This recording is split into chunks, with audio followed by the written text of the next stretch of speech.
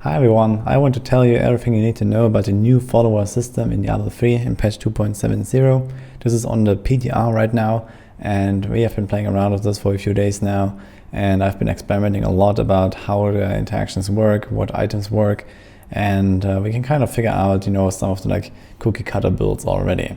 So I want to show you those, and also just in general, you need to understand how they work and the scaling, because that is actually quite important now. So as you can see here, the follower has essentially a duplicate of your own equipment slots. In every single slot that you have, you can also have an item on your follower. They still have the same restrictions as before. So for example, Enchantress can only wear a one-handed weapon with no shield, and the Templar cannot have any two-handed weapons, and the Scoundrel cannot have any one-handed crossbows or melee weapons. So those things still apply. They also can't wear any class-specific items. But other than that, you can basically give them anything. So there is this new keyword called Emanate. You can see this here, for example, and you can see that Flavor of Time has it, and it says the pylon effect lasts twice as long, which is a legendary effect, and now emanates. And what emanates does is that you can wear this on your follower, and it will count as if you were wearing it. So that means that you get the Flavor of Time effect from your follower. There are a few more items like this. Especially the Nemesis braces. So this is really handy here. So those two items actually go together pretty well. Obviously, Flavor of Time is a huge power bonus, especially for solo pushing, because, well, every build has big conduits now, and you can get like 8 lead packs with a conduit or something. So pushing is going to be quite curious on some of those builds. And especially if you pair this with Nemesis braces, you can get one floor rifts or close to one floor rifts with a huge conduit, rather reliably once you open a big festering woods with a good monster type, and you spawn all those packs and you spawn the conduit. For pushing, this is insane. And also for speed farming, this is even cooler because, well, you don't have to worry about those braces anymore, and you can actually equip something important for your class, or you can have another amulet.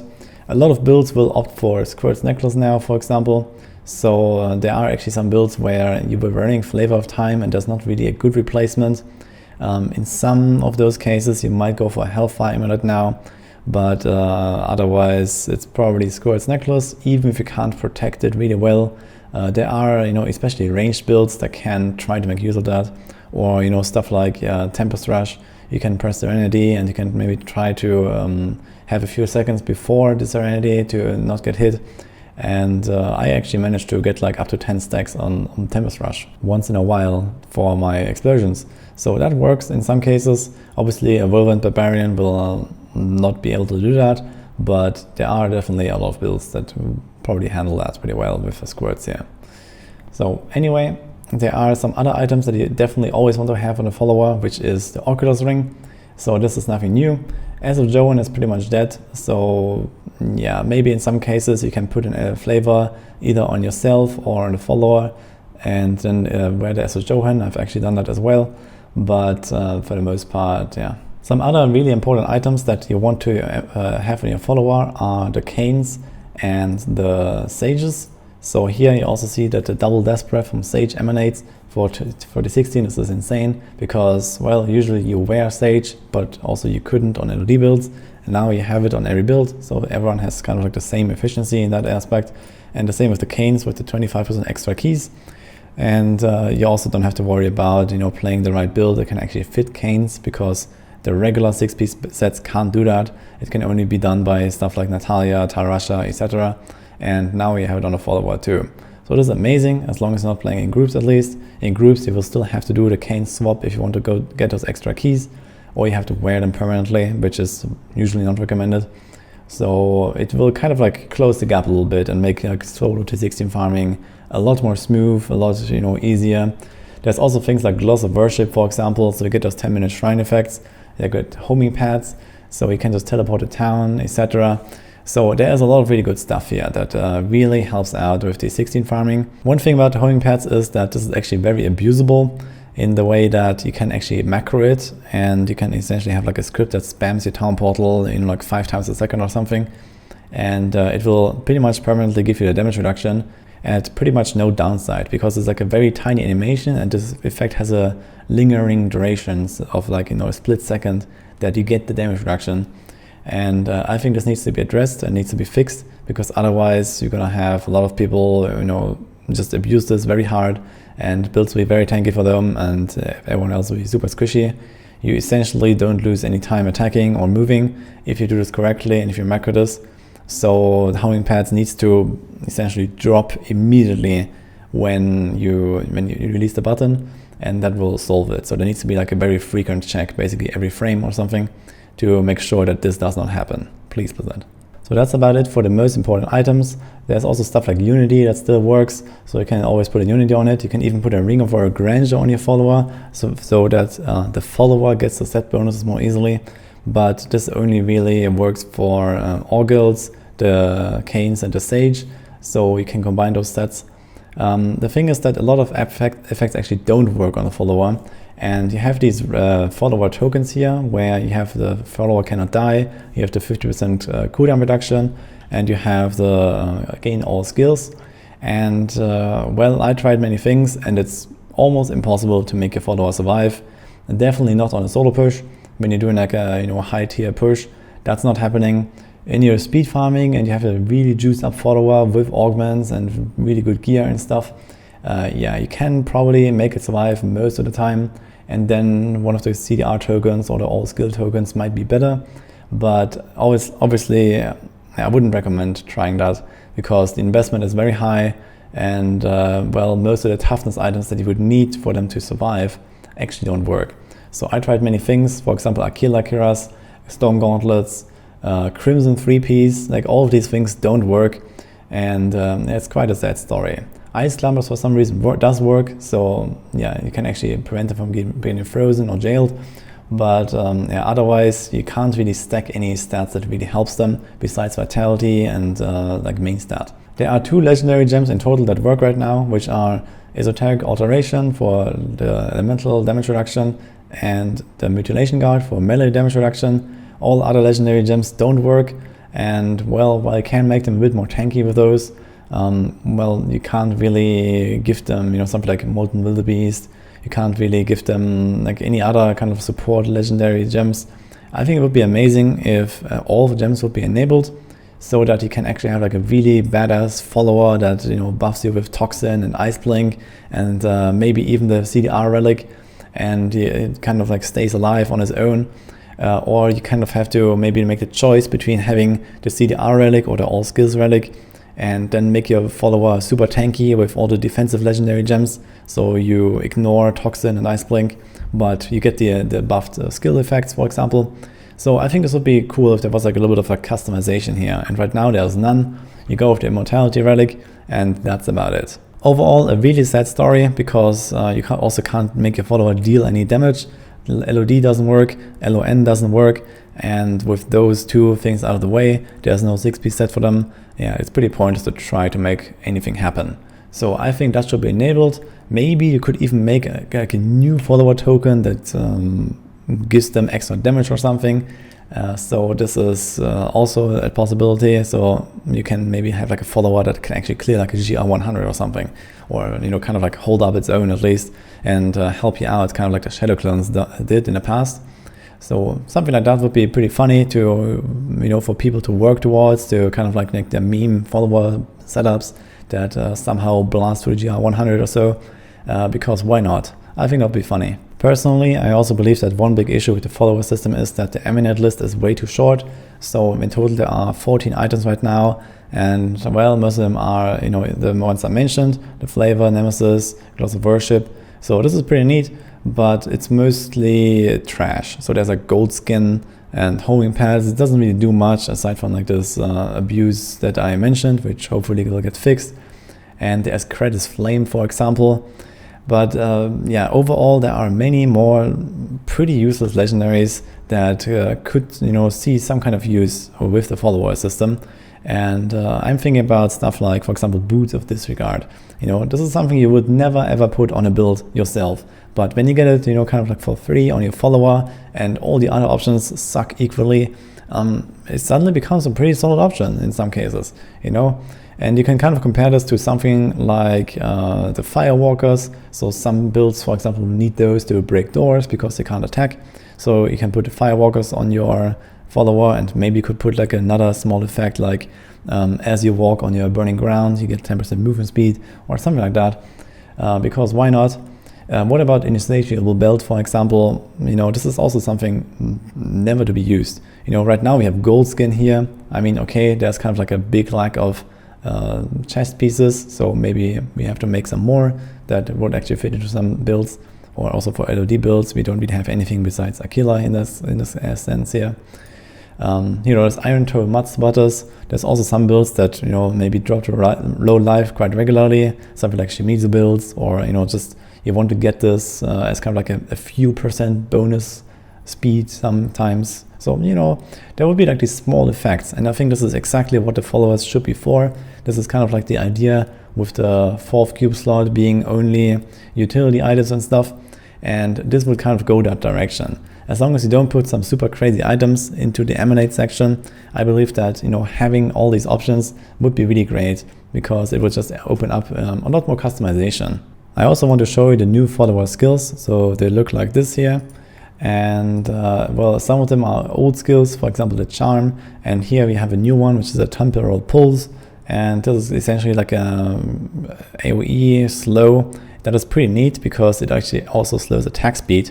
And this is very strong. So when you have Enchantress blast this like every 4 seconds, you can essentially perma-slow a small pull, and this is very strong in those scenarios. We have an aura here, so this one gives you up to 10% elemental damage. He has up to 10% cooldown. Then we have the shield skill or erosion, so you have the choice between like a defensive one and an offensive one. This is kind of like baked everything into one here from the previous defensive tools. And erosion is this AoE that increases damage taken.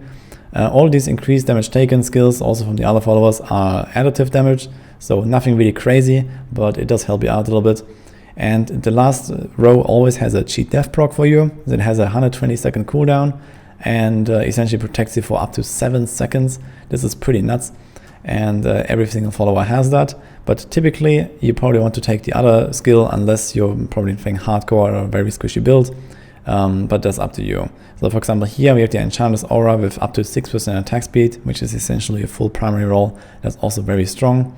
But obviously cheat death can be nice too when you feel like you can't really fit one into your build and you want to have a little bit of a safety net. The Templar is pretty much unchanged, so we have the heal, but this one was juiced up quite a lot, up to 430k.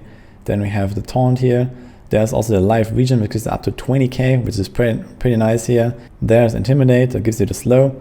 Then we have the charge, which gives you a huge stun of 6 seconds. And also here the onslaught gives a 10% increased damage taken for nearby enemies when he does it. But it's a 20-second cooldown, so it's quite long.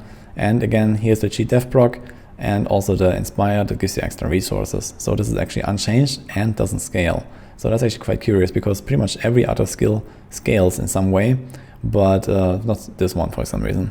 And lastly, here's the Scoundrel. The Scoundrel is probably considered the best follower now for offensive purposes, because it has a new skill called the Knight's Wail. And this one is really nuts because it gives you a 100% crit chance effect in a really large radius. And he does it on a 30-second cooldown, and it lasts 10 seconds. So this is really nice, and it can really improve your damage, especially on a big pull that is already made, or when a Rift Guardian that doesn't move. You can sometimes get this effect, and you have a quite long time to actually make use of it. And if your conventional timer falls into that window, then you can really annihilate pulls. Yeah, problem with the skill is that it's almost invisible. You see, this is the circle here, and it pulses a little bit, and it has barely any animation. It's quite large, it's quite nice, but yeah, it's very hard to see in the heat of battle. And this should probably be improved a little bit. The other skills that Scoundrel has are a crippling shot, which is again like a slow, but it's only single target, I believe. Then there's the powered shot, which is an AoE stun. So this can be pretty useful, especially for purposes of Crispin application, because it has a rather short cooldown with long duration. So you can almost perma-stun stuff as long as you can still apply crowd control effects. Here you have the choice between up to 3% additive damage or 4% crit. So there's only one solution here. For some reason, Asheara scales the duration of the proc instead of the damage of the proc. That is really pointless, I believe, because, well, this will always lose. Even 1.8% crit chance usually loses against 3% additive. and then it scales to 4%. So yeah. Then you have the piercing shot, which is again the damage application 10%, or the multi-shot, which will allow the Scoundrel to like shoot his other abilities in like 3 directions. So this is pretty useful. Or also when you give him like a special weapon, for example, you can do something like a Wind Force with the knockback, and something like a Avarice with the freeze and the pierces, and combine those as kind of like a combo. And you can really make like a big crowd control follower here with the stun. You can put like a blind faith in the helm slot, you have to freeze there, or a knockback. You can put strong embraces, those actually work. And well, you have a pretty solid crowd control effects here. What you need to know is that you need to reach 25,000 main stat. And the way to do that is to essentially just give them any kind of items that have the right main stat. So dexterity for the Scoundrel, strength for the Templar, int for the Enchantress. And they do get a 2.5 multiplier on their stats. So it's actually quite easy to reach a 25k. It's not like you have to fully go ham with full augments and only then you can do it. So you need to reach essentially 10,000 combined, and then it will be multiplied to 25,000. And this is the maximum value for all those like scaling effects. And it's not too hard to reach. So even without augments and maybe like 1 or 2 or 3 non-ancients, that's doable. You can put in dexterity gems, even in the ring slots and in the next slots, as long as the legendary gems don't work, you can just do that. And yeah, it's not really a big deal. So this is about it, what you need to know for now. So there are definitely some things to experiment with. For example, the crowd control effects can be really useful. You know, Court of Sherma, Blind Faith, Sultan of the Blinding Sand, Buriza, etc. So this is mostly useful. There's also the Asheara set that you can craft. So this is something that I used early on in the first day of the PTR on my support Demon Hunter. And this makes it so that all followers come to your side, and this has 1 minute cooldown with 30-second duration. So you can actually get your followers out and they can cast all their stuff. They can cast all their 10% additive damage buffs. They can cast the Knight's Wail for the crit, and all those things actually work. The devas they apply will work for your party, and this will make especially support the age a little bit better. The other supports usually can't fit that in really well, unless you're talking like a speed barb and like red runs or something. There that might work, but for the most part it's going to be the CDH because they don't really lose much. So there are still some options to be explored here and things to be optimized, but overall, you know, 100% crit chance is hard to pass up on. And you can actually kind of like, you know, time this in a way that you don't attack for a while, so you can actually keep the proc ready for when you need it. For example, in the Rift Guardian, when the Bone Spirit is supposed to hit and you want to have the 100% crit chance. So there are some things like that, basically. In solo, I would not think that anyone will ever use Ashearas, simply because, well, the follower buffs are pretty neat, but overall they don't really give you that much more than before, because if you wanted to have some crowd control, you could as well have done that with the Enchantress in the previous times already. So you didn't have the Blind Faith or something, but you could still equip, you know, a pretty high chance of blind with the Sultan of the Blinding Sand or something, and maybe yeah, some other effects that you could stack on the amulet. So there are definitely options in the live patch already, and the new buffs are not that crazy to really make followers and solo play that OP. So the big thing here really is the Emanate, and I do hope that the list really expanded, because right now this is a little bit too little, but we'll see about that. I hope that they will do it for the start already, just so we can have more things to experiment with.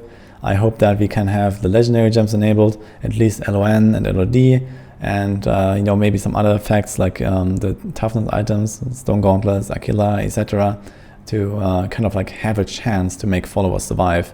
Also, one big problem is that cooldown reduction actually barely works for anything. As far as I'm aware, it's only the Templar's heal that is affected by cooldown reduction, and well, all the other skills, they don't matter. So you can have the cooldown relic, so that one always works, the 50% CDR, but stacking cooldown reduction on your follower actually does nothing. So not only can you make them not survive, but you also can't really have them, you know, cast more skills. So it's kind of pointless to roll anything on your follower's gear in most cases. And lastly, the cheat death abilities are also without an UI indicator right now. So you have no clue when it's actually ready, and it doesn't even have a UI effect when it procs. So it does have a graphic effect around the character, so you know from that point on it's going to be 2 minutes, but if you intend to use the cheat dev proc, you kind of need to keep an eye on the time, because right now you don't know when it's going to be ready. And that is all I have to share for now for the followers. I do hope for some updates, as I mentioned. And if you want to read up more on this, I also have made a news post here on maxroll.gg recently. You can find that on the website and also on the Maxroll Discord. So go check that out if you like. And here we have explained all these things again a little bit about which items work and which don't. If you're curious about certain interactions. And also we have a lot more stuff about the current meta, the current kind of like solo patch, solo meta with Radmas, the group meta, Tarasha and Firebird, and all these kind of things here. So go have a look if you like. And that concludes my video here. So I hope that you like my overview here and that I could answer all of your questions. And well, if you have any crazy ideas or any feedback for Blizzard, now is the time, I guess, because I do believe that the followers are a pretty cool first step with how they made it. But yeah, I did also mention a lot of the problems. I'm not going to reiterate everything now. And I do hope that this being kind of like the big highlight of the patch and the reason why we're most likely not getting a season theme, this needs to be a little bit more juicy. And well, we're almost there. I just hope that that's going to be a little bit more. So hope you like this video. I'll see you guys next time.